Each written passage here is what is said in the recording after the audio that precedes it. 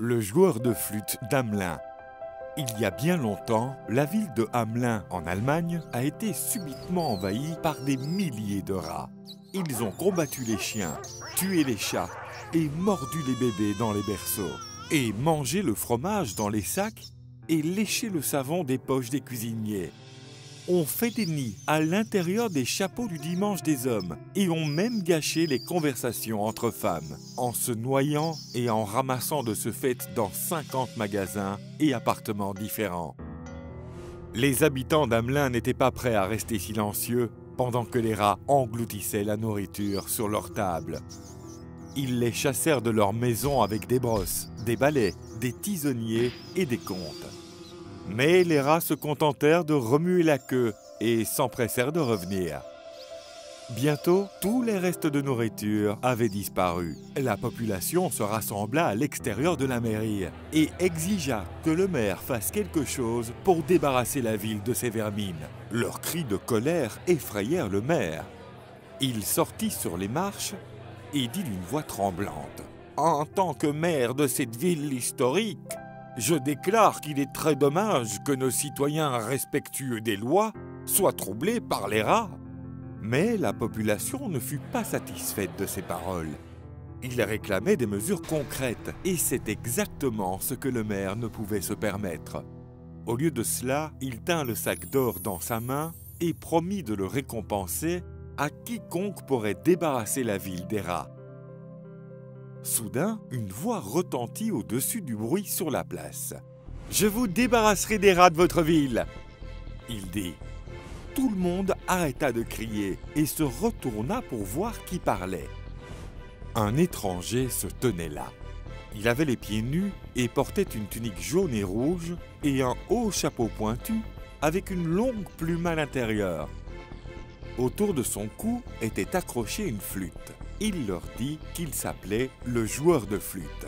Les gens se moquaient tous de lui parce qu'il avait l'air si étrange, mais il n'y prêta pas attention.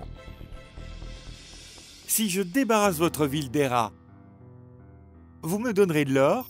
demanda-t-il. « Bien sûr !» Alors, le joueur de flûte recula et mit sa flûte dans sa bouche. Il souffla les joues et souffla une longue note argentée, puis une autre, et les 3 notes stridentes que la flûte émettait, vous entendiez comme si une armée murmurait, et que le murmure grondait en un grondement puissant, et que les rats sortaient des maisons en tremblant. Grands rats, petits rats, rats maigres, rats bronzés, rats bruns, rats noirs, rats gris, rats de trait, père, mère, oncle, cousin, cousine, familles par dizaines et par douzaines, frères, sœurs, époux, femmes, ont suivi le joueur de flûte pour sauver leur vie. Le maire lui-même contribua à élargir l'immense porte de la ville et à faire sortir la marée de rats qui se déversait dans la campagne, avec le flûtiste à leur tête en train de jouer. Ils atteignirent enfin une vallée lointaine où le plus grand fromage suisse qu'ils aient jamais vu les attendait. Avec une corde sensible, ils se sont précipités vers le fromage. Et dans ces milliers de trous, jusqu'à ce que la queue du dernier rat ait disparu de vue. Puis, les trous dans le fromage se refermèrent et s'estompèrent lentement jusqu'à ce qu'il ne reste plus qu'une brume dorée. Le joueur de flûte se précipita joyeusement vers la ville d'Hamelin pour récupérer sa récompense. Les habitants étaient toujours entassés dans la ville. Et quand ils aperçurent le joueur de flûte qui revenait, ils l'acclamèrent d'une voix forte. Seul le maire fronça les sourcils. « Donnez à ce vagabond aux pieds nus un sac d'or !» il grogna. « Pourquoi ? Tout ce qu'il a fait, c'est chanter une chanson et aller se promener à la campagne. » Au lieu du sac d'argent, il promit de ne lancer qu'une pièce d'or au joueur de flûte. Les habitants, qui étaient aussi méchants que le maire et qui ne voulaient pas que leur or aille à un étranger, oubliant rapidement le service que le joueur de flûte avait rendu. « Tout ce que vous avez fait, c'est jouer un air. Ça n'en vaut pas la peine. » Ils crièrent et gesticulèrent. Le joueur de flûte se mit à froncer les sourcils. « Comme ils sont malhonnêtes et ingrats! Et les enfants deviendront les mêmes. » Je peux les sauver de ça. Une fois de plus, il s'approcha de la porte de la ville. Une fois de plus, il leva la flûte jusqu'aux lèvres et souffla 3 notes d'une grande douceur. Les habitants cessèrent de tourner en rond et regardèrent dans un silence troublé. La mélodie de la flûte devint gaie et joyeuse. Il se mit à danser de haut en bas, comme s'il invitait tous les enfants de la ville à sortir et à se joindre à lui. Puis, toutes les portes de la ville s'ouvrirent et les enfants de Hamelin sortirent en courant. Les enfants de tous âges, même les plus petits, à peine capables de marcher, sortirent dans la rue. Le son de la douce et joyeuse mélodie du flûtiste, ils se mirent à danser vers la porte de la ville, sautant et tournant au fur et à mesure. La porte s'ouvrit devant eux, et les mains liées par une longue chaîne, ils s'enfuirent à la campagne. Ils suivirent le flûtiste sur la route sans jamais regarder la ville d'Hamelin. Avec lui, ils dansèrent au loin, au-dessus d'une colline, vers une terre nouvelle, où les gens étaient gentils et généreux et tenaient toujours leurs promesses.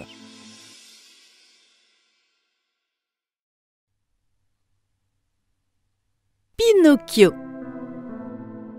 Il y a bien longtemps, vivait un vieux fabricant de jouets nommé Geppetto. Lorsqu'il travaillait, Geppetto était heureux. Dès qu'il se reposait, un sentiment de tristesse s'emparait de lui. Ah, toute ma vie et aucun enfant à moi. Un jour, Geppetto sculpta une marionnette en bois en forme de garçon. En le mettant dans le placard, il dit « Je t'appellerai Pinocchio. » Cette nuit-là, par la fenêtre, la grande étoile scintilla de 1000 feux. Geppetto regarda par la fenêtre vers l'étoile scintillante et fit un vœu impossible. Si je pouvais faire un vœu, ce serait d'avoir un vrai garçon à moi. Cette nuit-là, la même grande étoile se précipita dans la chambre de Geppetto. Elle se changea en fée bleue. La fée bleue s'envola vers le lit et dit à Geppetto qui dormait « Sage Geppetto, tu as comblé tout le monde en créant de beaux jouets et horloges. Maintenant, c'est à mon tour de réaliser ton vœu. »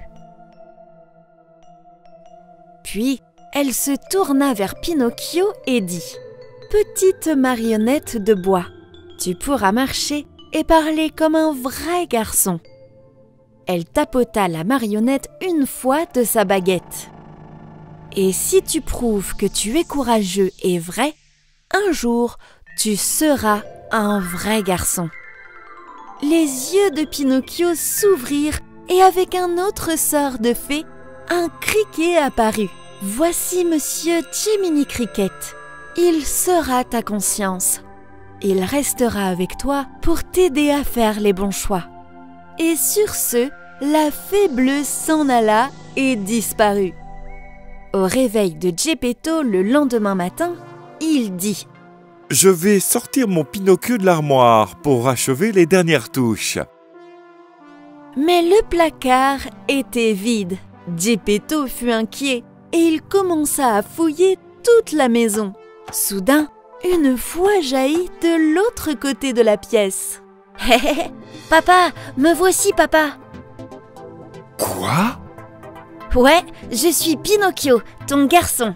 Comment est-ce possible? Tu peux parler? Il se précipita et prit la marionnette en bois dans ses bras. Pinocchio, mon fils! Il dit avec beaucoup de bonheur. Un jour, Pinocchio vit des garçons allant à l'école et il dit à Geppetto « Je veux aller à l'école comme les autres garçons. » Plus tard dans la journée, Geppetto revint à la maison avec des manuels scolaires. Maintenant, tu peux aller à l'école. Le lendemain matin, Pinocchio dit au revoir à Geppetto. Il prit le chemin de l'école en fredonnant. Le criquet se tenait sur son épaule, heureux également. Un renard avide et un chat stupide s'approchèrent d'eux sur le chemin. Quel charmant garçon tu es! Et où vas-tu en cette belle journée? Je vais à l'école. Tu Tu devrais venir avec nous à la foire. Il posa son bras autour de l'épaule de Pinocchio. Écoute-moi, tout ce que tu as besoin de savoir, tu peux l'apprendre à la foire. Vraiment? J'écrirai sur la caution et tu me l'apprendras. Tu devrais le lui prendre. Tais-toi, crétin! Ne fais pas attention à lui, Pinocchio. Allons à la foire et tu verras par toi-même. Pinocchio, il ne sait pas de quoi il parle. Le renard fit une pichenette à Jiminy Cricket et l'envoya au loin. Pinocchio, ne l'écoute pas. D'accord, allons à la foire. Et ils partirent. Non, Pinocchio, arrête! Mais Pinocchio, le renard et le chat ne l'entendirent pas.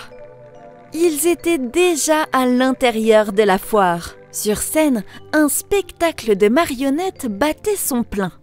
Moi aussi, je suis une marionnette. Je peux danser comme ça. Pinocchio monta sur scène et se mit à danser avec les autres marionnettes. Soudainement, la foule commença à applaudir. Regardez cette nouvelle marionnette, il n'a pas de ficelle. Aucune ficelle? Incroyable! Tout le monde riait et riait. Ils jetèrent des pièces sur la scène.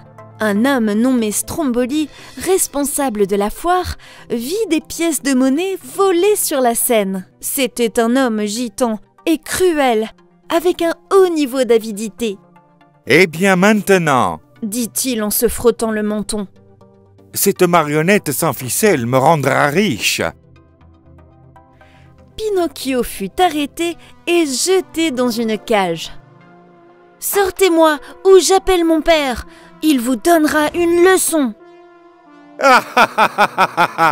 Tu me prends pour un imbécile, hein, mon garçon? Crie aussi fort que tu veux, je ne te laisserai jamais partir. J'attendais ce jour, et tu es le seul à pouvoir faire de moi la personne la plus riche. Après le départ de Stromboli, Pinocchio cria à l'aide. Personne d'autre que Jiminy Cricket entendit les appels de Pinocchio. « Je suis coincé. Comment cela m'est-il arrivé ?» Tout ça parce que tu ignorais ce que je disais. Ne pleure pas, je suis avec toi. Nous trouverons un moyen de nous en sortir. Tout d'un coup, pouf, la fée bleue était là. « S'il vous plaît, pouvez-vous m'aider ?»« Dites-moi d'abord, comment es-tu entré dans cette cage ?» Il décida de mentir à la fée au sujet de l'incident et dit ensuite « J'ai été braqué. »« Est-ce vrai ?» Elle dit en fronçant les sourcils. Le nez de Pinocchio commença à pousser. « Oui, braqué. Par 2 hommes. Non, 4. » Le nez poussa encore plus. « Ils ont pris mes livres, ils m'ont fait venir ici et ils m'ont jeté dans cette cage. » Son nez devint de plus en plus long, jusqu'à ce que Pinocchio ne voit plus qu'un grand nez géant et des oiseaux qui nichent dessus. « Pourquoi mon nez est-il si long ?»« Pinocchio, tu dois savoir ce qu'est vraiment la vérité. »« Je suppose que oui. Je voulais venir à la foire. Je suis venu ici avec un renard et un chat. » Le nez se raccourcit et le nid s'écroula. Puis, quelqu'un m'a mis dans cette cage. Le nez était redevenu normal. Bien joué. Maintenant, je vais te sortir de là. D'un coup de baguette, Pinocchio était hors de la cage. Voici tes livres. Sache-le, tu es seul à partir de maintenant.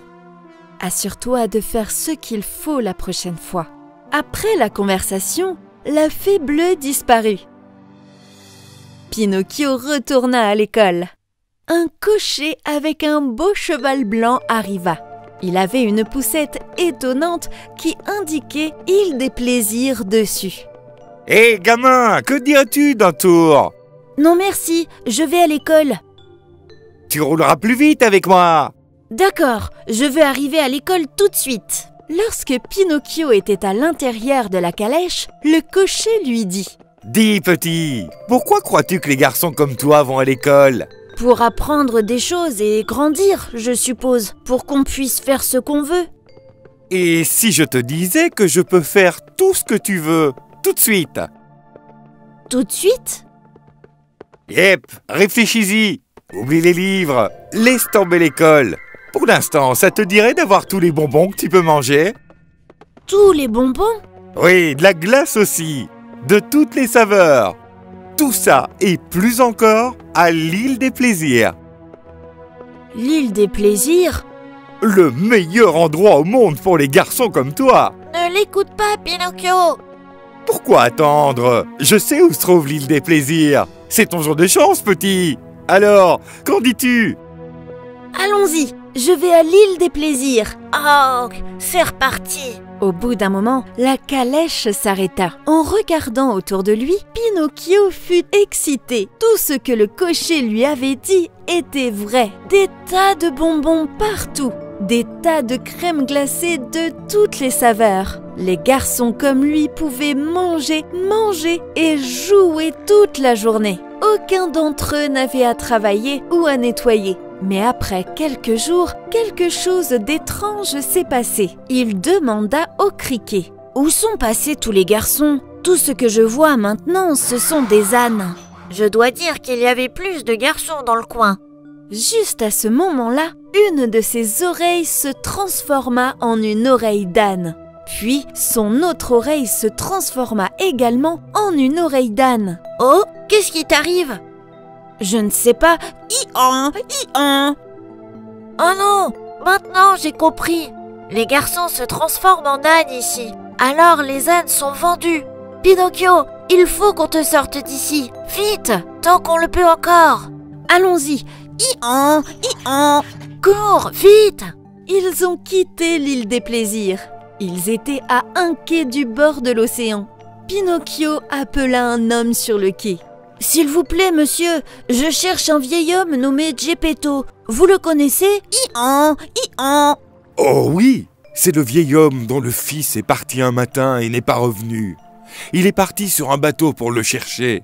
Personne n'a revu ce pauvre homme depuis. Oh non, c'est entièrement ma faute. Hi-han, hi-han.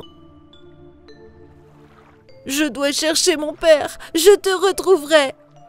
Pinocchio sauta du quai dans l'océan. Le criquet sauta aussi tout près derrière. Pinocchio était encore en grande partie en bois, ce qui lui permettait de flotter sur l'océan, jusqu'à ce que quelque chose se précipite vers eux, quelque chose de gros et très rapide. En un instant, une baleine géante les rattrapa. Elle ouvrit ses mâchoires géantes et d'une seule gorgée avala Pinocchio. Ils étaient dans le ventre sombre de la baleine. « Est-ce que ça va ?»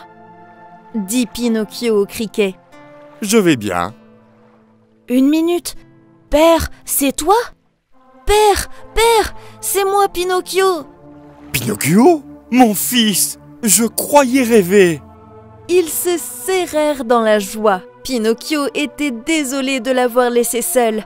Et Geppetto était heureux de retrouver Pinocchio. « Je suis vraiment désolé, père. J'ai réalisé mes erreurs et je ne te laisserai plus jamais seul. Nous devons sortir d'ici. » J'ai une idée. Faisons un feu qui nous sortira tous d'ici. Ils ramassèrent du bois flotté qui fut avalé par inadvertance par la baleine et ils allumèrent une flamme. C'est comme ça qu'on peut faire éternuer la baleine. Pinocchio agita les bras au-dessus de la flamme pour faire beaucoup de fumée. Bientôt, des nuages de fumée noire s'élevaient. La baleine toussa et puis... Hatcha! En un éternuement, Pinocchio, Geppetto et le criquet s'envolèrent du ventre de la baleine. Volant au-dessus de l'eau de mer, ils débarquèrent enfin sur le rivage. Puis, en un éclair, la fée bleue apparut devant eux. « Pinocchio, tu as sauvé ton père. Tu as fait les bons choix en écoutant ta conscience et prouvé que tu es à la fois courageux et vrai. Et maintenant, tu seras un vrai garçon. » La fée bleue tapota la tête de Pinocchio de sa baguette. Pinocchio regarda ses vrais bras et ses vraies jambes. La fée bleue se tourna vers le criquet et dit que son œuvre se terminait ici. En un clin d'œil, ils disparurent tous les deux, et Pinocchio et Geppetto vécurent heureux pour toujours. La fin.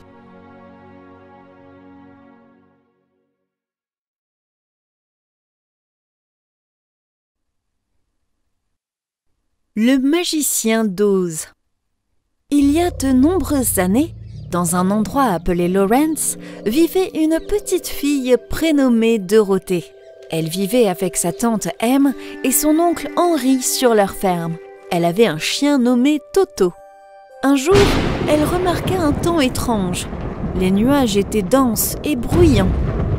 Oncle Henri s'assit sur le pas de la porte et regarda anxieusement le ciel, qui était encore plus gris que d'habitude. Dorothée se tenait à la porte avec Toto dans les bras et regardait aussi le ciel. Tante M faisait la vaisselle quand elle entendit un grand cri de vent et elle courut elle aussi vers la porte pour voir si l'orage arrivait. Soudain, Toto sauta des bras de Dorothée et courut vers le cyclone. Et elle aussi courut derrière pour le rattraper. Après un moment enfin, Toto se cacha sous la montgolfière qui s'arrêta au-dessus de la ferme, où elle rencontra une personne très intéressante. Il s'appelait Professeur Marvel, et cette grosse montgolfière lui appartenait. Il salua Dorothée avec ses mots magiques. Sim, sim, salabim, si mes paroles en valent la peine, tu es la petite Dorothée. Dorothée était curieuse de savoir comment il connaissait son nom. Soudainement, elle vit une grosse tornade s'approcher d'eux. Et elle prit Toto et courut vers la cave aussi vite qu'elle put. Quand elle revint, il était trop tard. Elle a couru dans la maison, mais quand la tornade est arrivée, elle est tombée et s'est cognée la tête. Le vent a soulevé toute la maison et Dorothée et Toto à l'intérieur, haut dans les airs. Au bout d'un certain temps, la maison a atterri sur le sol.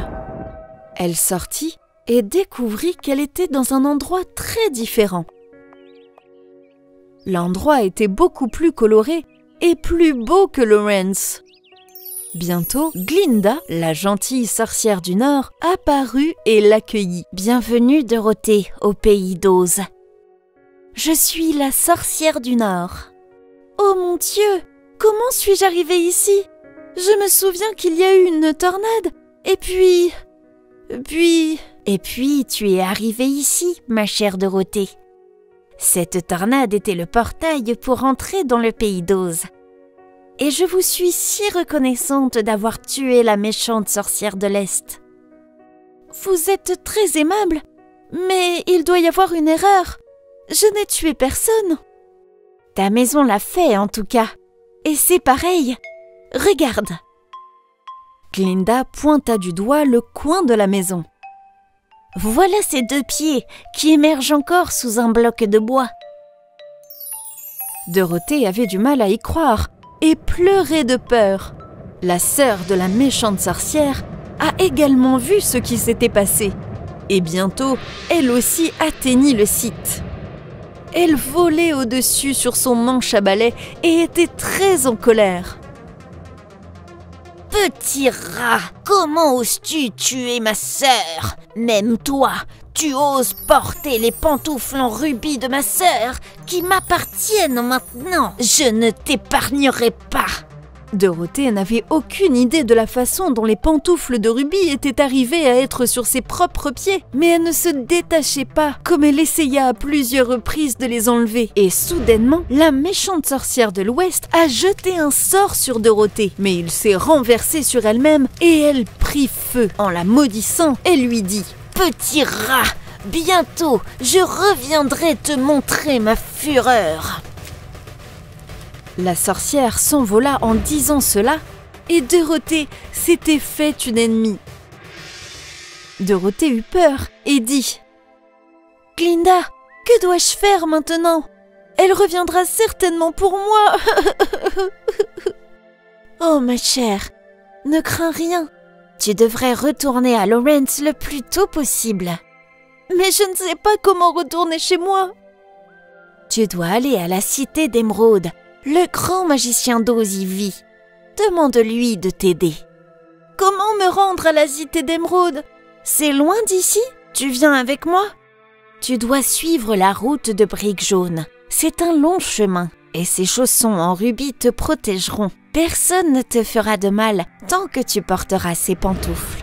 Aussitôt, Dorothée et Toto trouvèrent la route de briques jaunes et ils marchèrent le long de celle-ci. Après plusieurs kilomètres de marche, Dorothée s'assit pour se reposer. Il y avait un grand champ de maïs sur le bord de la route. Au milieu du champ, il y avait un épouvantail. Il était fixé sur un poteau. Dorothée regarda l'épouvantail et sourit. « Nous avons aussi des épouvantails à Lawrence. » C'est vrai. Dorothée regarda l'épouvantail avec étonnement. « Mais nos épouvantails à Lawrence ne parlent pas !» Je ne parle pas beaucoup. Les corbeaux n'ont pas peur de moi. Ils ont un cerveau et pas moi. Oh mon cher, je peux peut-être vous aider. Elle s'est levée et a soulevé l'épouvantail du poteau. C'est mieux comme ça. Je peux bouger mes jambes maintenant. Quel est ton nom? Où est-ce que tu vas? Je m'appelle Dorothée. Je vais à la cité d'Émeraude pour voir le grand magicien d'Oz. J'ai entendu dire qu'il était le seul à pouvoir m'aider à rentrer chez moi à Lawrence. Je n'avais jamais entendu ce nom avant, mais je n'ai pas de cerveau pour me souvenir. Tu crois qu'Oz me donnerait de la cervelle? Pourquoi ne viens-tu pas avec moi et ne lui demandes-tu pas? Merci, en effet, c'est une bonne idée. Alors, ils sont partis ensemble. Un peu plus loin, ils tombèrent sur un homme fait d'étain. Où vas-tu? Nous allons à la cité d'Émeraude pour voir le grand Oz, dans l'espoir qu'il nous donnera ce que nous voulons. Je n'ai pas de cœur. Oz pourrait-il me donner un cœur? Pourquoi ne viendrais-tu pas avec nous pour le découvrir? Merci, je vais sûrement me joindre à vous. Alors, ils partirent tous en suivant la route de briques jaunes. La route traversait une forêt dense. La forêt devenait de plus en plus sombre et effrayante. En regardant le buisson en mouvement, Toto commença à aboyer. Et tout d'un coup, un gros lion musclé apparut du buisson. Ils avaient tous peur et frissonnaient. Mais elle fut surprise de voir que le lion éclata en larmes et pleurait fort.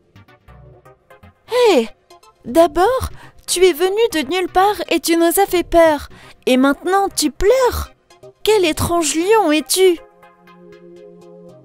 Je suis un lâche et j'ai peur de tout. Quand je rugis, mon cœur bat très vite parce que je n'ai pas de courage. Au moins tu as un cœur. Toi aussi, tu as un cerveau. Toto et moi voulons rentrer chez nous, à Lawrence. Je vais demander à Oz de nous aider à y retourner. Pensez-vous qu'Oz peut me donner du courage? Alors, je ne serai plus un lâche. Il semble que le magicien soit très puissant. Tu peux venir avec nous et lui demander. Ils arrivèrent tous à la cité d'Émeraude. C'était un endroit merveilleux où tout était vert. Le magicien était connu de tous les habitants de la ville, mais personne ne l'avait jamais vu en vrai. Ils arrivèrent tous dans un château. Le dôme du château était semblable à la montgolfière qu'elle avait vue pendant la tempête. Tout en se demandant, lorsqu'elle essaya d'entrer dans les portes, elle fut arrêtée par les gardes royaux. Tu entres dans le château de la cité d'Émeraude. Comment puis-je t'aider? Nous sommes venus voir le grand magicien d'Oz. Nous avons fait un si long chemin pour ne pas lui faire perdre son temps.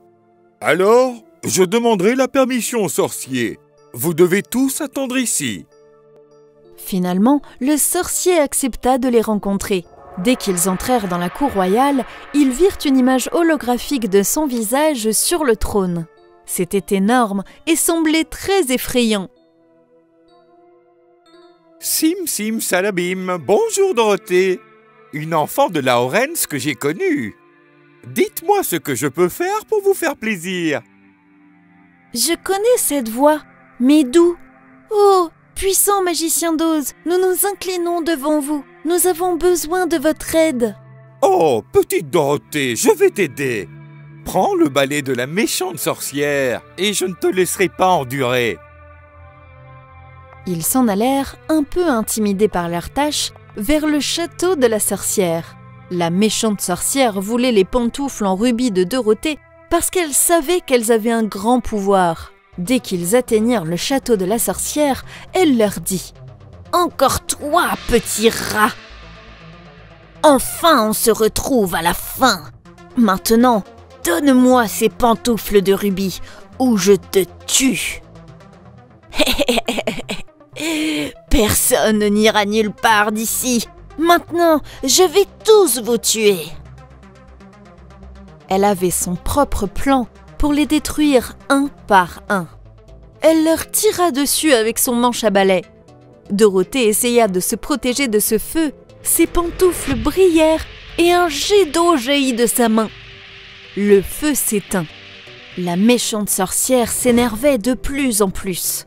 Alors qu'elle brandit sa baguette pour leur jeter un sort, Toto se précipita et attrapa son manche à balai pour Dorothée. Les pantoufles brillèrent à nouveau et Dorothée tira directement sur la sorcière, la brûlant et la faisant fondre dans son propre château. Dorothée apporta le manche à balai de la méchante sorcière aux sorciers. En voyant qu'ils ont accompli sa tâche, le magicien leur révèle sa vraie nature. C'était le professeur Marvel. Le professeur Marvel accepta de ramener Dorothée chez elle, à Lawrence. Il décerna un diplôme à l'épouvantail, une médaille de bravoure au lion et une montre en forme de cœur à l'homme d'étain. Ils furent tous heureux. Glinda apparut aussi devant eux. « Vous avez aidé tout le monde au pays d'Oz. Donc ces pantoufles en rubis t'appartiennent maintenant. Tu peux maintenant les ôter quand tu veux. Et si tu as besoin de moi à l'avenir, tu n'as qu'à frapper les chaussures 3 fois ensemble et je serai là pour toi. » Dorothée fit ses adieux à ses amis. Le professeur Marvel, Dorothée et Toto s'envolèrent en montgolfière en les agitant du ciel. En un rien de temps, elle se retrouva dans son lit à Lawrence. Tante Em et oncle Henri essayaient de la réveiller. Dorothée se réveilla avec un long bâillement. Elle essaya de leur raconter les aventures étonnantes qu'elle vécut, mais pour eux, ce n'était que son rêve. Alors qu'elle retira sa couverture, elle remarqua les pantoufles rouges rubis étincelantes près de sa jambe. La fin. La bouteille magique. Abou était un pêcheur. Il vivait près de la plage et pêchait depuis aussi longtemps qu'il s'en souvienne. Dans sa jeunesse, il restait en mer toute la nuit. Le matin, il revenait avec une grosse prise de poissons frais qu'il vendait au marché local. Aujourd'hui, Abou a presque 80 ans et il est trop vieux pour aller en mer dans son bateau. Au lieu de cela, il lançait son filet depuis le rivage, 4 fois par jour. Il mangeait une partie du poisson et le reste, il le vendait pour un peu d'argent. Un jour, il partit en mer le matin. Il lança son filet sur l'eau. Au bout d'un moment, il sentit quelque chose de lourd coincé dans le filet. Il tira et tira et tira. Il lui fallut toute sa force pour remonter son filet sur le rivage et il trouva un âne mort empêtré dans le filet. « Oh non !» Il pleura. « Tous ces efforts pour un âne mort! Que vais-je faire? Que vais-je manger ?» Il pensa donc au vieux roi Salomon, un ancien roi connu pour sa sagesse, et le vieil homme jeta une fois de plus son filet dans l'eau. Et bientôt, il put dire qu'il avait pêché quelque chose. Cette fois, le filet était encore plus lourd. Avec toute sa force, Abou remonta lentement le filet jusqu'au rivage. Et à l'intérieur, il y avait un tonneau plein de sable. « Oh non !» Il pleura de nouveau. « Tous ces efforts pour un baril de sable! Que vais-je faire? Que vais-je manger ?» Il réfléchit à nouveau à la grande sagesse du roi Salomon et décida de persévérer. Abou jeta son filet dans l'eau une 3e fois. Cette fois, quelque chose d'encore plus lourd s'est retrouvé coincé dans le filet. Il faisait un bruit de cliquetis comme si des casseroles et des poêles se heurtaient les unes aux autres. Et devinez ce que c'était? Un tas de vieux pots et de casseroles. Elles étaient toutes rouillées et inutiles. Alors Abou regarda le ciel et pleura. Argue! Pourquoi est-ce que je mérite cela? Je n'ai la force de jeter mon filet que 4 fois par jour. Et je l'ai déjà fait 3 fois. Si je n'attrape pas de poisson la 4e fois, je vais sûrement mourir de faim aujourd'hui. Pourquoi dois-je capturer tout ce bazar?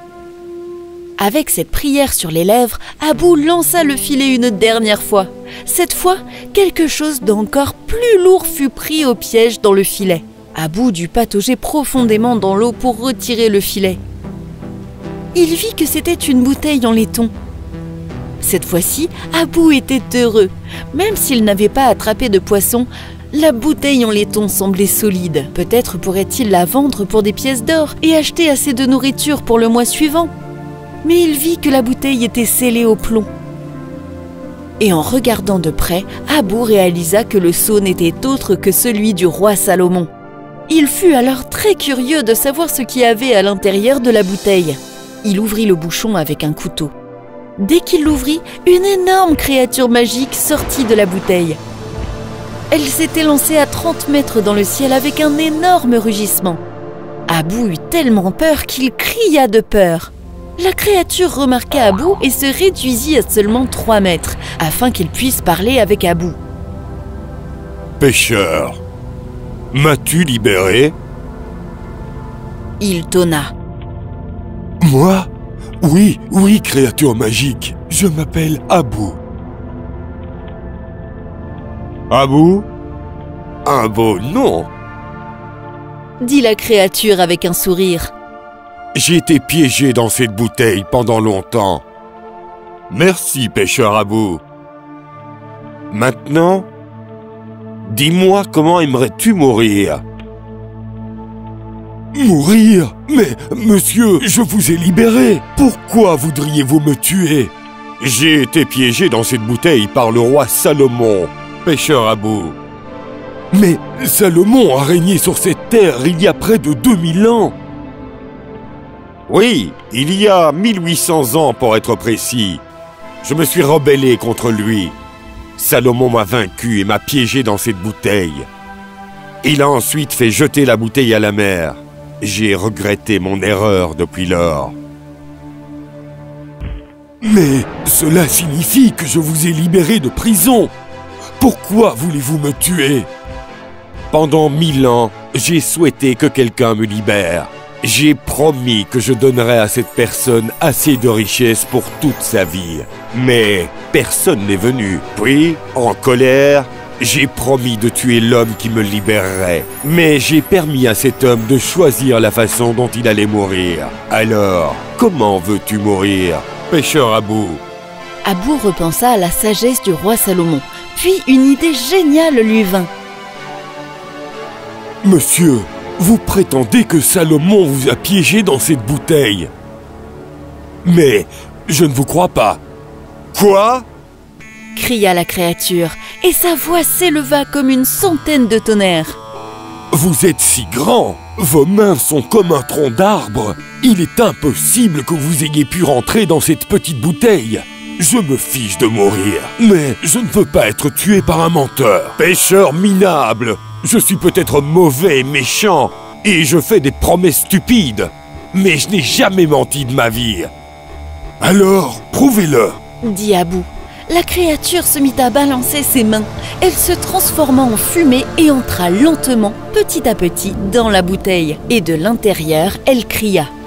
Regarde, je peux rentrer dans la bouteille. Abou ramassa rapidement le bouchon de plomb et emprisonna à nouveau la créature à l'intérieur de la bouteille. La créature fit de son mieux pour en sortir, mais il ne put briser le seau. Puis la créature rugit violemment. Mais il se calma et dit en douce. Vous m'avez piégé. J'abandonne. Tu es trop mauvais pour moi, Abou. Maintenant, je souhaite sortir de cette jarre et je m'engage à redonner de la jeunesse à l'homme qui me libérera. C'est une bonne affaire, non? Maintenant, libère-moi, Abou. Ta récompense t'attend. Abou écouta calmement et avec un sourire rusé, il dit. Vous me prenez pour un idiot? J'ai vécu ma vie au maximum. Et je n'ai pas besoin de plus que cela. Je suis peut-être vieux, mais pas assez idiot pour vous libérer à nouveau. Maintenant, au revoir. Bye. Non, attendez. Laissez-moi vous proposer un autre marché.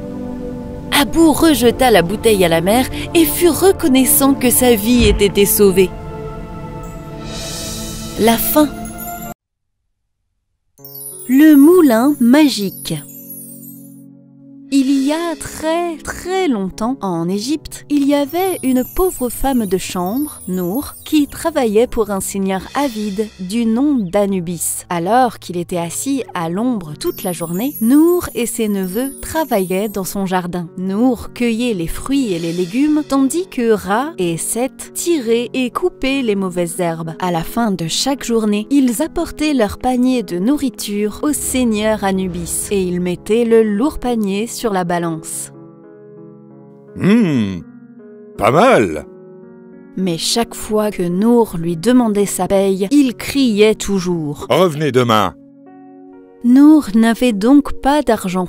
Sans argent, elle ne pouvait pas acheter de nourriture pour ses neveux. Un jour, elle alla dans le placard et il était vide.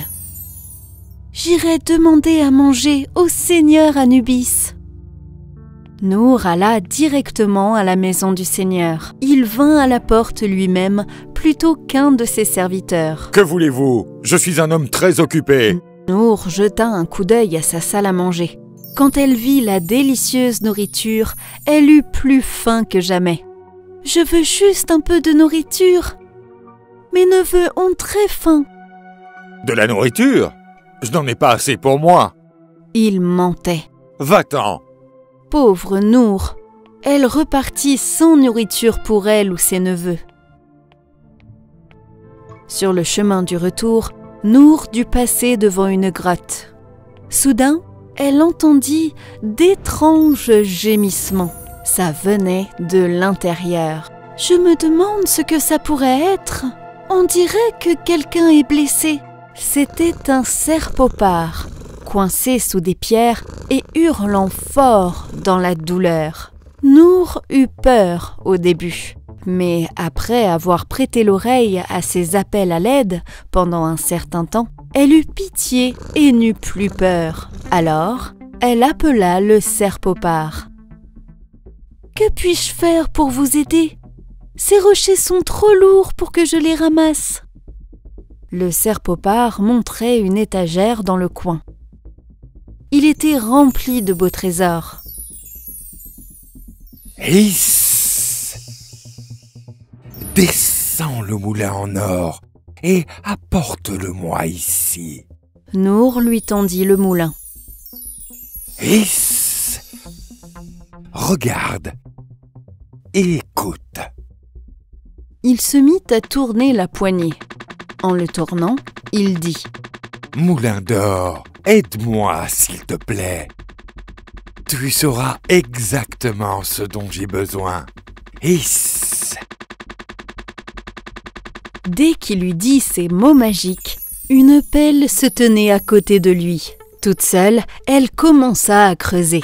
Elle souleva le lourd rocher. Soudain, une autre pelle apparut. Elle commença aussi à creuser. Puis vint une autre pelle, et une autre, et une autre. Après quelque temps, toutes les pelles finirent leur travail, et le cerf-popard dit « Moulin d'or, arrête-toi et reste. Hiss !» Le moulin arrêta de produire des pelles. Le cerf-popard était enfin libre une fois de plus. Parce que tu m'as aidé, Hiss, je vais te donner ce moulin magique. Dis juste les mots magiques et ça te donnera tout ce que tu veux. Hiss. Oh, merci! Le cerf-popard dit au revoir à Nour. N'oublie pas les mots magiques pour arrêter le moulin. Ça ne s'arrêtera pas si tu ne dis pas les mots exacts. Je ne les oublierai pas. Elle s'enfuit pour montrer à ses neveux le merveilleux moulin magique. Quand ses neveux virent le moulin, ils ne furent pas très contents. « Où est notre nourriture, tante Nour ?»« Nous aurons à manger. Écoutez !» Nour commença à tourner le manche. « Moulin d'or, aide-moi s'il te plaît. Tu sauras exactement ce dont j'ai besoin. » Soudain, la table fut couverte de nourriture. Il y avait de la dinde et du jambon, de la purée de pommes de terre, des pois et des carottes, des fruits et du fromage, et du lait et du pain. Puis Nour dit « Moulin d'or, arrête-toi et reste !» Le moulin d'or arrêta de faire de la nourriture. Puis Ra cria « Oh ma tante, demandons de nouveaux vêtements !» Nour prononça les mots magiques et immédiatement, ils étaient vêtus de beaux vêtements neufs. Puis Seth dit « Demandons de nouveaux meubles !» Alors, Nour tourna le manche et prononça les mots magiques. Le moulin leur offrit de beaux et nouveaux meubles. Puis Ra et Seth se mirent à crier « Nous sommes riches !»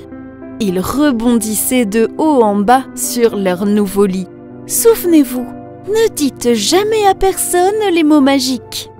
Le lendemain matin, Nour et ses neveux ne se rendirent pas au travail dans le jardin du seigneur Anubis. Nour resta à la maison pour planter des fleurs. Seth et Ra allèrent pêcher au ruisseau. Le seigneur Anubis vint bientôt leur rendre visite et découvrit pourquoi Nour et ses neveux ne vinrent pas travailler pour lui ce jour-là. Il fut surpris de voir leur nouveauté. Il hurla avec étonnement. « Tout cela ne peut pas être à vous. D'où sortez-vous tout cela ?»« C'est un secret. Je ne peux rien vous dire. » « Si vous ne me dites pas, j'irai voir le roi. Il vous jettera en prison pour vol. » Nour lui montra le moulin. « Je n'ai rien volé. Ce moulin me donne tout ce que je veux. » Le seigneur Anubis le lui arracha. « Je m'en occuperai pour toi. » Et il courut directement à la maison. Il la posa, tourna le manche et dit « Je veux de l'or, s'il vous plaît. » Il ne se passa rien du tout. Puis il cria furieusement « Je veux de l'or, maintenant !» Pourtant, il ne se passa rien. Puis il dit « Je découvrirai comment le faire m'obéir. » Il courut chercher les neveux de Nour. Quant à Nour et ses neveux, ils ne sont plus jamais retournés travailler pour le seigneur Anubis. Nour coulut dans son propre jardin ombragé. Seth et Ra passaient leur temps à pêcher. Et le moulin magique leur donna tout ce dont ils avaient besoin pour vivre heureux pour toujours. Le seigneur Anubis trouva Seth et Ra en train de pêcher dans le ruisseau. « Mes chers amis, j'ai entendu dire que vous avez un moulin qui vous donne tout ce que vous voulez. Dites-moi, comment fonctionne ce moulin magique ?»« C'est facile. Dis juste « Moulin d'or, aidez-moi s'il vous plaît. Vous saurez exactement ce dont j'ai besoin. Et tout ce que vous voulez en sortira. » Seth piqua rapidement son frère. Il chuchota. « C'est un secret !» Ra ne dit plus un mot. Très intéressant. Maintenant, il savait comment faire fonctionner le moulin. Il courut vers son bateau pour fuir le village afin que personne ne puisse prendre son moulin magique. Il avait hâte d'essayer à nouveau. Alors il commença à tourner la poignée en mer. Je devrais le tester d'abord. Pour l'instant, je vais demander un peu de sel. De sa voix avide, il dit « Moulin d'or, aide-moi s'il te plaît. Tu sais exactement ce dont j'ai besoin. » Le moulin commença à faire du sel. Puis il fit plus de sel. Et son bateau se remplit de sel et devint si lourd qu'il cria. « Arrêtez! Arrêtez au moulin! Hé! Arrête maintenant !» Mais il ignorait les mots magiques. Alors le moulin continuait. Son bateau commença bientôt à couler à cause de son poids. Et finalement, le bateau et Anubis se noya dans l'eau. Mais les enfants, savez-vous que ce moulin magique fonctionne encore et qu'il fabrique du sel? Et c'est pourquoi l'eau de mer est si salée. La fin.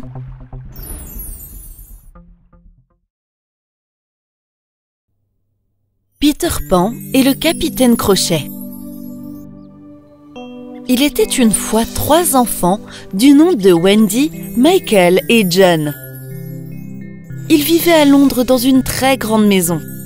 Chaque soir, Wendy, la sœur aînée, racontait à ses frères des histoires sur les aventures de Peter Pan.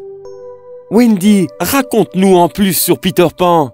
Oui, s'il te plaît, Wendy, raconte-nous une autre histoire, s'il te plaît, s'il te plaît. Il se fait tard et demain nous allons à l'école. Oh! Maintenant, ferme les yeux et endormez-vous. Bonne nuit et faites de beaux rêves. Bonne nuit, Wendy. Quelques heures plus tard, ils se réveillèrent effrayés car ils entendirent des bruits étranges dans la pièce. Avez-vous entendu cela? Oui, l'as-tu entendu, Wendy? Oui. Quelle est cette lumière là-bas? Où? Qu'est-ce que c'est? Oui, c'est moi, la fée Clochette. Fée Clochette. Puis, quelque chose d'extraordinaire arriva. Peter Pan apparut en plein milieu de la pièce. Peter Pan! Vous voulez venir avec nous? Où ça? La fée Clochette et moi vous emmenons au pays imaginaire où vivent les garçons perdus. Au pays imaginaire? Où vivent les garçons perdus? Nous ne pouvons pas voler. La fée Clochette vous aidera. Elle soufflera la poussière de fée sur vous et vous volerez. Puis, la fée Clochette souffla un peu de poussière de fée sur les enfants et ils commencèrent à flotter dans l'air. Regardez! Regardez-moi! Je vole! Et ils allèrent de haut en bas et de long en large, jusqu'à ce que finalement, les 5 d'entre eux sortent de la pièce et montent dans le ciel. Alors qu'ils surmontèrent le pays imaginaire, Peter Pan montra du doigt un navire au milieu de l'océan. Regardez! C'est le navire du capitaine Crochet. Nous devons être très prudents autour de lui. Il essaye de me capturer depuis longtemps. Qui est le capitaine Crochet? C'est un méchant pirate et mon ennemi juré. Peter Pan et les garçons perdus, et les enfants partout, et un crocodile. Il y a longtemps, nous étions en conflit et je l'ai poussé hors de son bateau et dans l'eau. Puis, un crocodile lui a mordu la main, ainsi que sa montre. On l'appelait Capitaine Point, mais aujourd'hui, il a un crochet à la place de la main. Alors, c'est le Capitaine Crochet. Vous voyez ce que j'ai fait là? De toute façon, dès qu'il entend un tic-tac, il devient très nerveux. Comme il ne peut pas m'attraper, il essaye d'attraper les petits-enfants. Pauvres garçons perdus, ils n'ont pas de famille. Je peux aller à leur rencontre? Bien sûr! Wendy s'envola lentement vers le sol. Lorsque les garçons perdus la virent, ils furent surpris. Ils se languirent d'un amour maternel. Ils demandèrent: Seras-tu notre mère? Seras-tu notre mère? S'il te plaît, maman! Je ne suis qu'une petite fille, je n'ai aucune expérience, mais j'essaierai. Wendy séjourna chez eux pendant plusieurs jours et commença à s'occuper des petits-enfants. Elle leur préparait des repas et les nettoyait et leur racontait des histoires. Mais une nuit, alors qu'ils étaient sur la place, ils entendirent une voix terrible. « Vous êtes tous mes prisonniers !» Il attrapa Wendy et dit: Si vous voulez la revoir, dites à Peter Pan de venir me chercher. Les pirates montèrent sur leurs chevaux et partirent rapidement vers leur navire. Les garçons perdus racontèrent à Peter Pan ce qui s'était passé. Peter Pan laissa Michael et John avec ses amis et se dirigea vers le bateau des pirates. Capitaine Crochet, je suis là. Laissez Wendy partir. Ha ha ha ha. Bienvenue à bord, Peter Pan. Mes hommes loyaux l'emmèneront sur la terre ferme. Lorsque Wendy revint sur la terre ferme, elle alla directement demander de l'aide aux garçons perdus. « Peter Pan est le prisonnier de Crochet, que pouvons-nous faire ?» Et juste à ce moment-là, une lumière jaillit du ciel et ce fut la fée Clochette. « Fée Clochette, nous devons sauver Peter Pan. J'ai un plan, suivez-moi !» La fée Clochette, Wendy, Michael, John et les garçons perdus prirent la mer dans un bateau. Quand ils furent près du bateau du capitaine Crochet, la fée Clochette se mit à danser sur l'eau. Aussitôt, les vagues se mirent à sonner, à faire tic, tac, tic, tac. Arrête, s'il te plaît! Je ne supporte pas ce bruit! Le capitaine Crochet, furieux, sortit son épée et la pointa vers Peter Pan. « Laissez partir Peter Pan! Ou alors… » Ou alors quoi? Que vas-tu me faire, petite mouche? La fée Clochette aida le crocodile à monter sur le bateau. Ce même crocodile qui avait mangé le bras et la montre du capitaine Crochet. Aussitôt que le capitaine Crochet le vit, ses genoux fléchirent et il frissonna de peur. Il lâcha son épée et recula. Le crocodile se rapprocha d'eux et tout son équipage s'enfuit. Le capitaine Crochet se retrouva seul avec le crocodile. Alors il libéra Peter Pan et s'enfuit lui aussi. Merci mes amis, vous m'avez sauvé la vie. Quelles merveilleuses et passionnantes aventures nous partageons. Puis John se réveilla. Il se retrouvait dans sa chambre. Était-ce un rêve? Oui, tout cela n'était peut-être qu'un rêve. Mais dehors, la fée Clochette et Peter Pan leur firent signe dans le ciel. La fin. Le cerf magique. Il était une fois un frère et une sœur qui s'aimaient beaucoup. Leurs parents étaient morts. Alors qu'ils étaient très jeunes, leur mère était morte et leur père était malade. Avant la mort de leur père, il s'est remarié. Mais leur belle-mère était très méchante et cruelle avec eux. Un jour, le garçon a dit à sa sœur: « Chère petite sœur, notre belle-mère nous donne des croûtes de pain sec et dur pour le dîner et le souper et menace de nous mettre à la porte. Fouillons et voyons à quoi ressemble le monde. » Alors, ils sortirent et errèrent un peu partout jusqu'à la tombée de la nuit.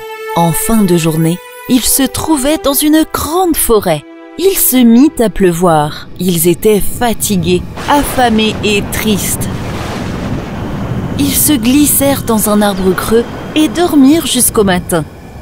À leur réveil, ils quittèrent leur lieu de refuge et s'en allèrent à la recherche d'eau. « Oh, j'ai tellement soif !»« Si seulement on pouvait trouver un ruisseau ou un cours d'eau !»« Écoute, je crois entendre un ruisseau qui coule. » Il prit alors sa sœur par la main et ils coururent ensemble pour la trouver. La marâtre de ses enfants était une méchante sorcière. Elle les avait suivis dans la nuit et avait ensorcelé toutes les sources et les ruisseaux de la forêt. Le frère et la sœur atteignirent le ruisseau et la sœur entendit le gazouillis du ruisseau. « Celui qui boira de moi sera bientôt un tigre. »« Waouh! Mon frère, attends! Ne bois pas, sinon tu deviendras une bête sauvage et tu me mettras en pièces. » Assoiffé comme jamais, le frère conquit son désir de boire à ces paroles et dit: « Chère sœur, j'attendrai que nous arrivions à une source. » Ils s'éloignèrent donc, mais comme ils s'approchaient, elle entendit de nouveau le bouillonnement de la source. « Celui qui boira de moi deviendra un loup. »« Frère, je t'en prie, ne bois pas de cette source, tu deviendras un loup et tu me dévoreras. » Une fois de plus, le frère renonça à boire et promit d'attendre. Mais il dit: « Au prochain ruisseau, je dois boire. Ma soif est si grande. » Non loin de là, coulait un joli ruisseau. Mais celui-ci aussi, dans ses eaux murmurantes, la sœur entendit les mots: « Celui qui osera boire de moi sera transformé en cerf. »« Cher frère, ne bois pas !» Elle commença, mais elle arriva trop tard, car son frère s'était déjà agenouillé pour boire et il devint un faon. Mais il ne se sauva pas et resta près d'elle. Alors elle dit: « Reste tranquille, cher faon, n'aie pas peur, je dois prendre soin de toi, je ne te quitterai jamais. » Elle détacha donc sa jarretière d'or et l'attacha autour du cou du faon. Puis, elle rassembla quelques joncs verts et doux et les tresse en une ficelle souple qu'elle attacha au collier d'or du faon, puis l'amena dans les profondeurs de la forêt. Après avoir erré pendant un certain temps, Elle trouva enfin une petite hutte abandonnée et elle pensa qu'elle constituerait un bel abri pour eux deux. Elle fit donc entrer le faon et ferma la porte. Chaque matin, elle sortait pour cueillir des baies pour elle et de l'herbe fraîche pour le faon, qu'il mangeait dans sa main, puis il sortait avec elle et jouait. Après avoir passé des années seule dans la forêt, la petite sœur était devenue une jolie jeune fille et le faon un grand cerf. Un jour, un prince arriva dans la forêt avec son groupe de chasseurs. Le cor, les aboiements des chiens, les cris des chasseurs résonnaient dans la forêt et étaient entendus par le cerf. Il supplia sa sœur de le laisser aller voir. Elle ouvrit la porte et dit « Je te laisserai partir, mais n'oublie pas de dire « Chère petite sœur, laisse-moi entrer à ton retour ce soir. » Très vite, le maître chasseur aperçut le beau cerf au collier d'or, le montra au prince et ils décidèrent de le chasser.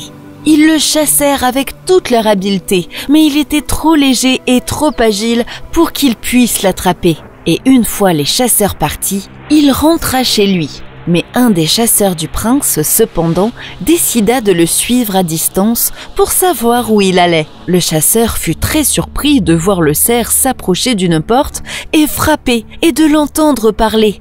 « Chère sœur, laisse-moi entrer. » La porte s'ouvrit un peu et se referma rapidement, mais le chasseur en avait vu assez pour être stupéfait. Et lorsqu'il revint pour raconter au prince ce qu'il avait vu, le prince fut lui aussi stupéfait. Nous devrons découvrir ce mystère.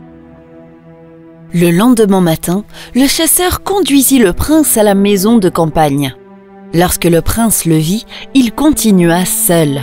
La porte était entr'ouverte. Le prince entra et, très étonné, il vit une jeune fille plus belle que jamais devant lui. Elle avait l'air effrayée. Après une petite conversation, il lui prit la main et lui dit « Veux-tu me suivre dans mon château et être ma chère épouse ?»« Ah oui, je partirai volontiers, mais je ne peux pas laisser mon cher cerf. Il doit m'accompagner. » « Il restera avec vous aussi longtemps que vous vivrez. » Alors qu'il parlait, le cerf se leva, l'air heureux. Peu après, leur mariage fut célébré avec une grande splendeur. La méchante marâtre qui avait causé tant de malheur à ces deux jeunes gens apprit leur bonheur. L'envie et la malice se répandirent dans son cœur et elle jura de les détruire. Elle prit l'apparence d'une infirmière et vint au château lorsque la reine eut un bébé, et le prince lui demanda de s'occuper de la reine et du nouveau-né. Elle enferma la reine dans la salle de bain et prit le bébé dans son berceau pour le jeter par le balcon de la reine. Mais le cerf vint à son secours et sauva son neveu. Le roi entra dans la chambre de la reine et vit que le cerf protégeait le bébé de la nourrice. Et la reine reconnut la marâtre sorcière. Elle raconta au roi la cruauté avec laquelle elle avait été traitée par sa belle-mère. Le roi la fit emprisonner. La marâtre mère se rendit compte de son erreur et elle brisa le sort qui emprisonnait le frère de la reine sous la forme d'un cerf. Il apparut devant eux un grand et beau jeune homme. Par la suite, tout le monde vécut heureux et paisiblement jusqu'à la fin de leur vie. La fin. La princesse qui ne souriait jamais. Il était une fois, il y avait une princesse qui ne souriait jamais. En fait, elle n'avait même jamais ri. Son père l'aimait et de par ce grand amour, cela lui brisait le cœur de voir sa fille dénuée de joie. Alors un jour, le roi eut une idée. Il fit une annonce et promit que celui qui ferait sourire la princesse pourrait l'épouser. Des clowns, des jongleurs et de nombreux autres artistes vinrent au palais. Ils essayèrent tous toutes sortes de tours, mais peu importe leurs efforts, la princesse ne souriait jamais. Près du château vivait un homme très honnête, mais simple et très maladroit, nommé Jacques. Il vivait avec sa pauvre mère. Un jour, la vieille mère de Jacques lui demanda d'aller chercher du travail. Le jeune homme réussit à trouver un emploi d'aide à la boulangerie qui se trouvait à côté du château. Après le premier jour de travail, le propriétaire donna à Jack une douzaine d'œufs en guise de paiement. Jack se réjouit tellement qu'il retourna chez lui en courant avec les œufs dans ses bras. Mais alors qu'il courait vers le château, il glissa, tomba et cassa tous les œufs. La princesse vit cela de sa fenêtre, mais ne sourit pas. De retour à la maison, la mère de Jack lui dit « Espèce d'idiot! Si tu avais mis les œufs dans ton chapeau, tu ne les aurais pas cassés !» La prochaine fois, je le ferai, mère. Le lendemain, après une longue et dure journée de travail, Jack reçut un porcelet en guise de paiement. Se souvenant des conseils de sa mère, il décida de mettre le porcelet dans son chapeau. Et il courut vers la maison. Mais devant le château, le porcelet sortit de son chapeau en se remuant et réussit à s'échapper. Quand Jack lui courut après, il tomba droit dans la flaque de boue et fut trempé de la tête aux pieds. La princesse vit tout cela aussi de sa fenêtre, mais elle ne sourit toujours pas. En rentrant chez lui, dégoulinant de boue, sa mère lui gronda et lui dit « Oh Jack, que vais-je faire de toi ? Pourquoi n'as-tu pas attaché une corde pour le porcelet ?» Je le ferai la prochaine fois, mère. Le lendemain, Jack travailla encore plus dur et son employeur décida de lui donner un très gros poisson à ramener à la maison pour le dîner. Comme il le promit, Jack attacha une corde au poisson et le tira le long de la route jusqu'à sa maison. Mais quand les chats de la ville sentirent l'odeur du poisson, ils coururent derrière Jack. Et il ne remarqua rien. Et petit à petit, les chats mangèrent tout le poisson. La princesse vit ce drôle de spectacle depuis sa fenêtre, mais elle ne sourit même pas. Sa mère fut de nouveau bouleversée et dit « Pourquoi n'as-tu pas porté le poisson sur ta tête, espèce d'idiot ?» La prochaine fois, je le ferai, mère. Le lendemain, Jack travailla plus dur qu'avant et il reçut une vache à ramener chez lui. Il s'est souvenu de la promesse qu'il avait faite à sa mère. Il se mit alors sous la vache, la souleva sur ses épaules et essaya de la ramener à la maison. C'était le plus drôle de tous. Et la princesse, qui regardait par la fenêtre, se mit à rire et à rire. Elle ne pouvait tout simplement pas se retenir de rire. Le roi entendit le rire de sa fille résonner à travers le château et vint en courant. Qui est celui qui a rempli ma fille de joie? Un homme répondit. Moi, c'était moi. Et un autre homme déclara. Non, c'était moi. Non, c'est cet homme-là, avec la vache, dit la princesse, et elle désigna Jack. Aussitôt, il fut emmené dans le palais et Jack se tint en présence du roi. Le roi se réjouit et fit l'éloge de Jack et de sa mère. Ils y reçurent une grande fête. Quelques jours plus tard, Jack épousa la princesse et ils s'installèrent dans le château. La princesse riait toujours avec lui et ils vécurent heureux jusqu'à la fin de leur jour. La fin. La princesse rose et l'oiseau d'or. De nombreuses années auparavant, dans un royaume très lointain, vivait une belle princesse. Elle avait de longs cheveux roux et aimait tellement les roses que tout le monde l'appelait Princesse Rose. Chaque soir, après le crépuscule, la Princesse Rose sortait sur le balcon et frappait dans ses mains. Un oiseau doré sortait de nulle part et atterrissait sur son épaule. Et comme par magie, les cheveux de la princesse se mettaient à briller, brillant d'une lumière rouge éclatante. Lorsque l'oiseau se mettrait à chanter un air enchanteur, Princesse Rose se joindrait à lui pour chanter et tout le monde dans le royaume s'endormirait de doux rêves jusqu'à l'aube. Cela continua chaque nuit pendant plusieurs années. Au coucher du soleil, la Princesse Rose et le petit oiseau doré chantaient leur belle berceuse, de sorte que tout le monde s'endormait et faisait de beaux rêves jusqu'à l'aube. Jusqu'au jour où une chose terrible se produisit. Une vieille sorcière malfaisante apprit l'existence de la princesse Rose et décida de la maudire. Abounabi Basket, de clair à mince, que la couleur de la rose s'estompe. et les cheveux de la princesse Rose devinrent instantanément aussi noirs que du goudron. Princesse Rose ignorait pourquoi ses cheveux noircissaient, mais comme toujours, elle sortit sur son balcon et frappa dans ses mains. Cette fois-ci, quand l'oiseau d'or atterrit, les cheveux de Rose brillèrent de noir au lieu de rouge. L'oiseau entonna sa mélodie enchanteresse et Princesse Rose chanta sa berceuse. Mais tandis que tout le royaume s'endormait, ils firent seulement des cauchemars et des mauvais rêves. Et le jour suivant, la triste princesse demanda à l'oiseau: « Dis-moi, oiseau d'or, comment puis-je rendre les rêves de mon peuple si doux à nouveau jusqu'à l'aube ?»« Cheveux noirs dans l'eau de rose. » L'oiseau répondit en gazouillant. La princesse trouva ce conseil étrange, mais elle le suivit quand même, car, après tout, c'était un oiseau parlant, magique. Elle remplit une bassine d'eau et saupoudra des pétales de rose à sa surface. Puis, elle plongea ses cheveux dans l'eau de rose et ils redevinrent instantanément rouges. Ce soir-là, lorsque l'oiseau se percha sur son épaule, la lueur rougeoyante de ses cheveux illumina à nouveau le ciel nocturne. La princesse chanta sa berceuse et tout le monde dans le royaume s'endormit et fit de beaux rêves jusqu'à l'aube. La méchante sorcière, en colère que son sort ait été brisé, elle décida alors de jeter à nouveau son mauvais sort. À Bounabi Basket, de clair à mince, que la couleur de la rose s'estompe.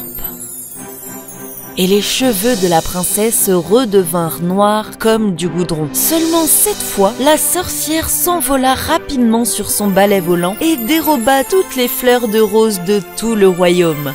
Voyons si tu pourras briser mon sort maintenant. Elle ricanait, remplie de rage. Une fois de plus, la princesse attristée demanda à l'oiseau: « Dis-moi, oiseau d'or, comment puis-je faire en sorte que les rêves de mon peuple redeviennent doux jusqu'à l'aube ?»« Cheveux noirs dans l'eau de rose. » L'oiseau gazouilla. « Mais où trouver une rose ? Cheveux noirs dans l'eau de rose. » L'oiseau gazouilla et prit son envol. La princesse ne sut que faire.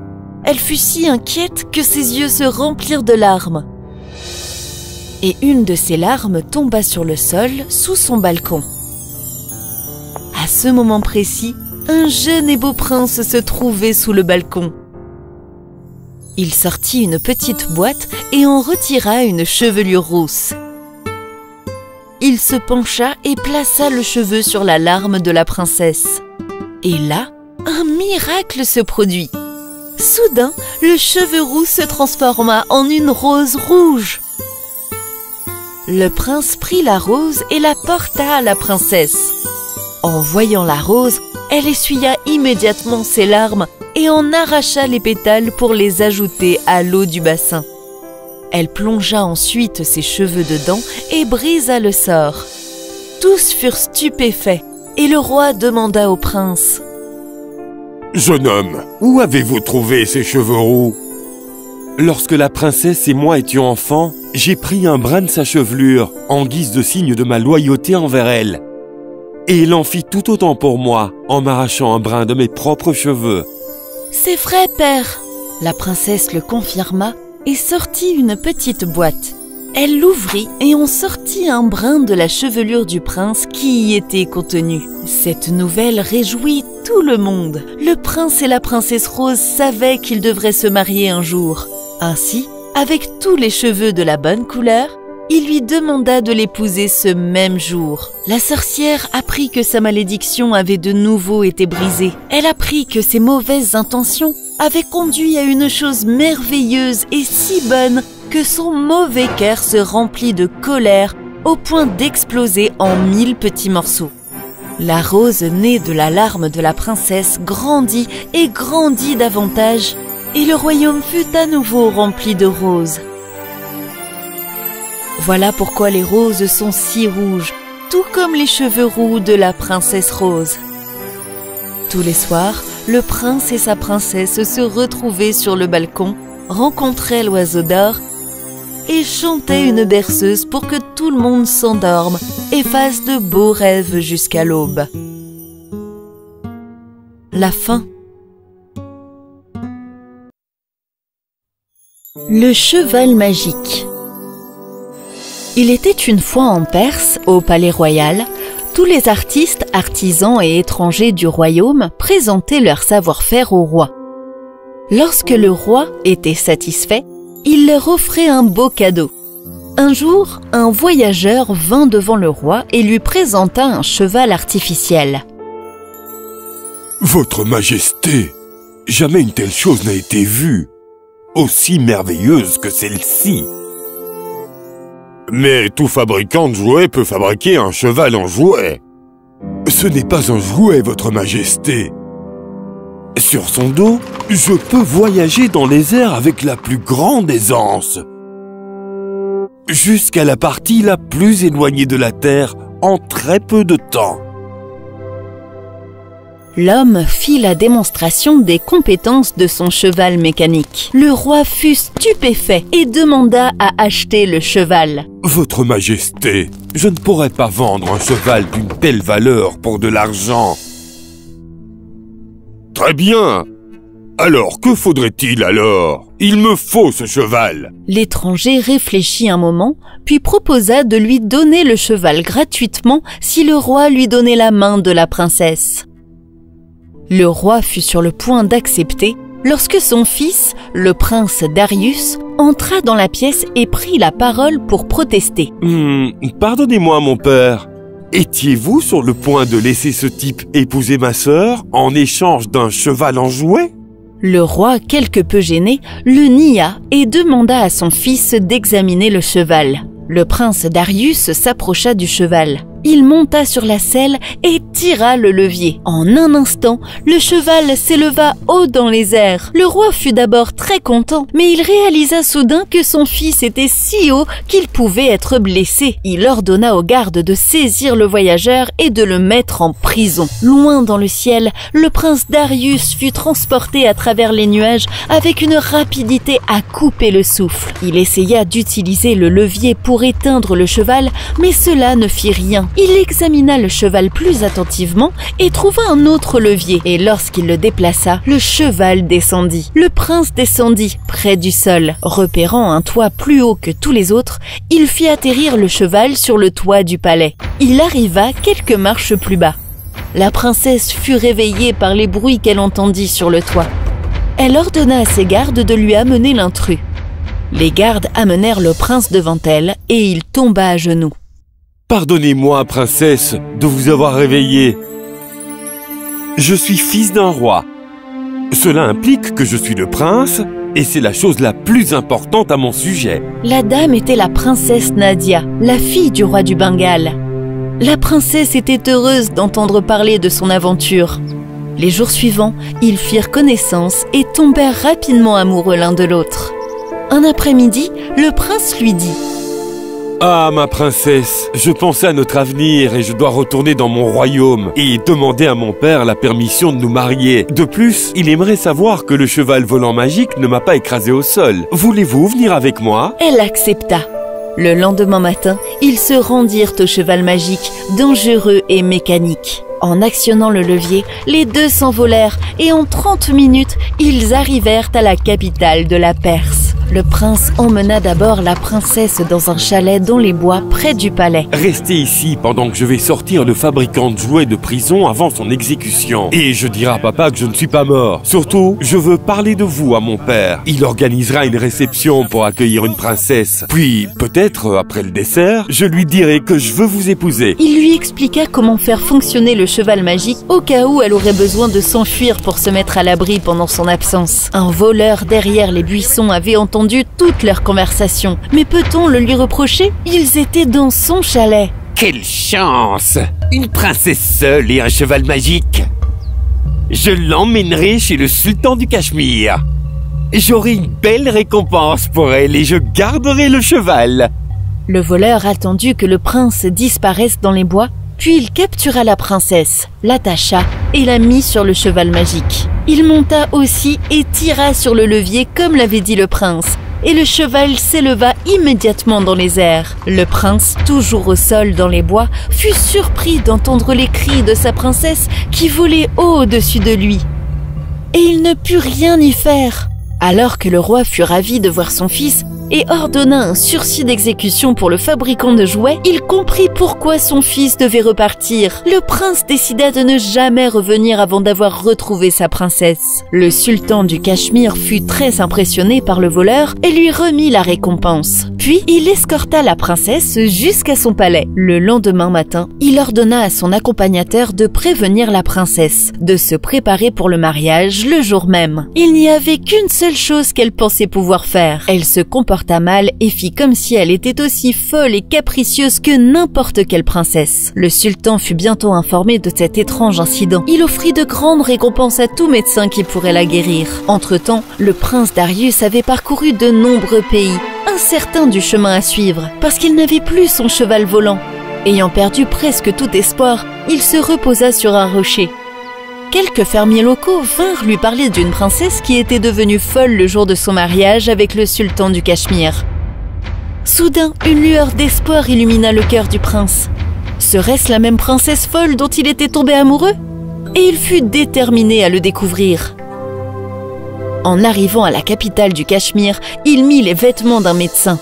Puis le prince Darius, déguisé en médecin, dit au sultan qu'en effet la princesse pouvait être guérie, mais qu'il devait lui parler seul à seul. Le sultan accepta. Dès que le prince entra dans sa chambre, il prit ses mains dans les siennes et chuchota. « C'est moi, prince Darius, votre bien-aimé.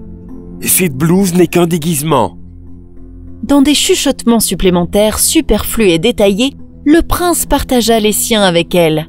Puis, il retourna chez le sultan. « Votre majesté, le sultanat poivré.